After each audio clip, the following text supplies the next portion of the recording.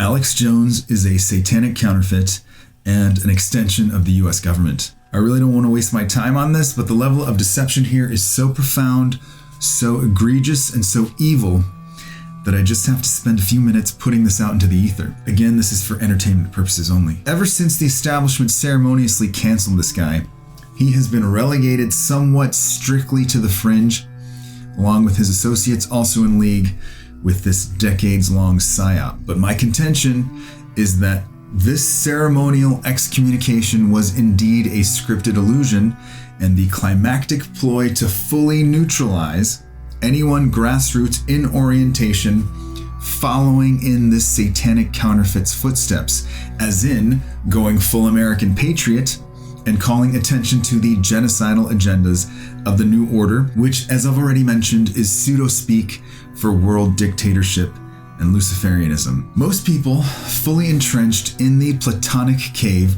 drunk on the spiked establishment Kool-Aid, completely comfortable with the liberal sexual agenda of decadence, single parenthood, and the eradication of the nuclear family, which is only empowering the state, have never even heard of Alex Jones, which is surprising to me because this guy was huge in the late 90s and early 2000s. And those who have heard of him on the left, like clockwork, now hate him with an unholy passion and vociferously believe he is nothing more than a deranged lunatic, and will in turn refuse to entertain a single syllable out of this satanic counterfeit's mouth. This was exactly the point, because they too will deny anyone else who comes at them with the true nature of the genocidal agenda. In terms of Jones's diehard following, these folks will likewise refuse to believe this man is anything less than a holy warrior for Christ,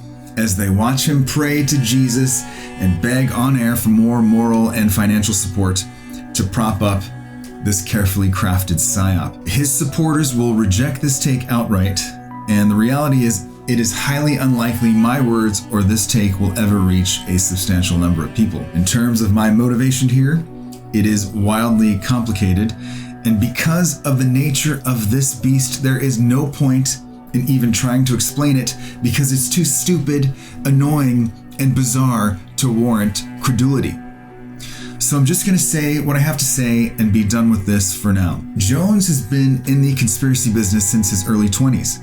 He claims he's just a normal guy, his dad was a dentist, and obviously presents it like his purpose and calling in life has been to expose the New World Order and wake people up with the truth. Since then, his work and the work of his revolving crew has been nothing less than prolific. It is a propaganda organization in constant evolution, and his studio now rivals anything you'd see on cable television. Even after being sued for over $1 billion, being deplatformed and excommunicated by the mainstream's network of Satanists and sellouts, his organization continues to pump out the same old, though in recent days we have seen him express on many occasions that they're running on fumes and in danger of extinguishing at any moment.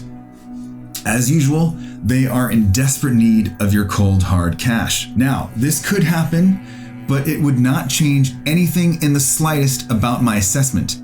This man is a satanic counterfeit, an agent of evil, and you need to ask yourself, after 20 plus years of bullhorning the evils of the NWO, have there been any wins for the diehard Constitution-loving patriots? Has the agenda been degraded to any degree? Have Jones or his band of agents done anything at all to bring even a sliver of change for the better? The answer is an unequivocal no. He's gotten rich to the tune of hundreds of millions, according to some estimates, because apparently supplements are big business. He's been siphoning that money off to members of his family to ward off the lawsuit obligations, but nothing has changed. The agenda is still charging forward faster than ever. World War III could literally be right around the corner, and this satanic counterfeit is still masterfully conducting his minions, spreading his wings as an angel of light, all in the name of essentially Satan and Psyop. Surely another reminder of just how putridly evil this world really is. And to close this little rant off, I'm going to explain to you what the Alex Jones machine truly is for entertainment purposes only. Former Colonel Michael A. Aquino, born October 16, 1946 in San Francisco, was a high-ranking U.S. Army career officer who specialized in psychological warfare and military intelligence. He is quite famously known for founding the Temple of Set, a very hardcore, next-level satanic temple that branched off from Anton LaVey's Church of Satan, in which Aquino also served as a high-ranking member. This guy was and is as serious as it gets when it comes to Satanism, and was actually brought up on even more serious pedophile charges in San Francisco, but was somehow able to skirt them, most likely because the system is totally corrupt and he had friends in high places. I don't know, who knows? A lot of what was out there on this guy has been scrubbed from the web. But here's why I bring this up. In the late 70s, early 80s, Colonel Aquino was one of the lead pioneers, if not the premier progenitor, of a pretty well-constructed psychological operations program called Mind War. This is how he defined it, quote, "Mind war is the deliberate, aggressive convincing of all participants in a war that we will win that war," end quote. Continuing quote, "It is deliberate in that it is a planned, systematic, and comprehensive effort involving all levels of activity, from the strategic to the tactical. It is aggressive because opinions and attitudes must be actively changed from those antagonistic to us to those supportive of us if we are to achieve victory. We will not win if we content ourselves with countering opinions and attitudes instilled by enemy governments. We must reach the people before they resolve to support their armies, and we must reach those armies before our combat troops ever see them on the battlefield," end quote. In a nutshell, the Mind War program, which also includes countless other divisions, channels, personalities, and media platforms, is designed to completely demoralize the enemy by convincing them the battle has already been won and that there is nothing anyone can do to change that future outcome.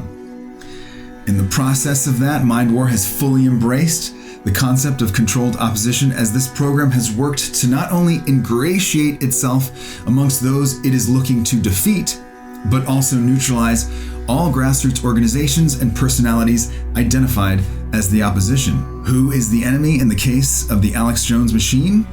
Quite simply, the American people. What battle is the Jones machine referring to continually? Again, quite simply, the charge towards the New Order, i.e.